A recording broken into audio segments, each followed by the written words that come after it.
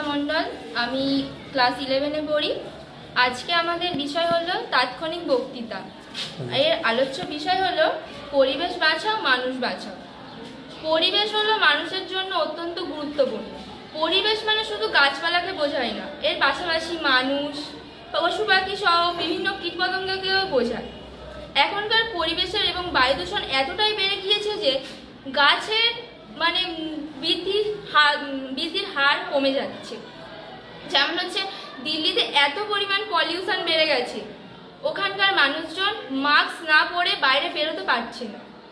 এছাড়া আমাদের কলকাতা সহ বিভিন্ন যেসব মেট্রোপলিটন শহরগুলি আছে সেখানেও মানুষ ঠিকভাবে যাতায়াত করতে পারে না। এছাড়া এত যানবাহন বেড়ে গেছে যার কারণে যানবাহন থেকে বেরোনো ধোঁয়া গাছের পাতাগুলিতে পুরো আস্তরণ ফেলে দিচ্ছে, যার কারণে গাছ সালোক সংশ্লেষ থেকে ব্যাহত হচ্ছে এবং খাদ্য উৎপাদন করতে পারছে না। বিভিন্ন টাওয়ার নির্মাণের ফলে যেমন 4G 5G এর ফলে বিভিন্ন গাছ কাটা পড়ছে, পাখিরা মারা যাচ্ছে। এছাড়া সমুদ্রে হচ্ছে প্লাস্টিক দূষণ এত বেড়ে গেছে যে প্লাস্টিক মানুষ খাওয়ার সঙ্গে সঙ্গে রাস্তায়, খালে, জলাশয়ে যেখানে পাচ্ছে ফেলে দিচ্ছে, যার ফলে জলদূষণ বেড়ে যাচ্ছে এবং মাছেদের প্রচণ্ড ক্ষতি হচ্ছে, যা মানুষের উপরেও প্রভাব বিস্তার করে। এছাড়া অক্সিজেনের ঘাটতি দেখায় মানুষের শ্বাসকষ্টের পরিমাণ বেড়ে যাচ্ছে, অনেক মানুষ অসুস্থ হয়ে পড়ছে। এছাড়া গাছপালা বৃদ্ধিও ব্যাহত হচ্ছে, পশু পাখি মারা যাচ্ছে। তাই আমাদের উচিত গাছপালা সহ পশু পাখি বাঁচানোর জন্য একটা গাছ লাগানো।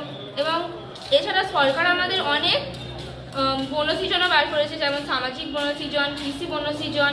এর ফলে মানুষ গাছও লাগাচ্ছে অনেক, যার কারণে আমাদের পরিবেশটা সুস্থ হচ্ছে। কিন্তু তাও কি মানুষ প্লাস্টিক ফেলা বন্ধ করছে না।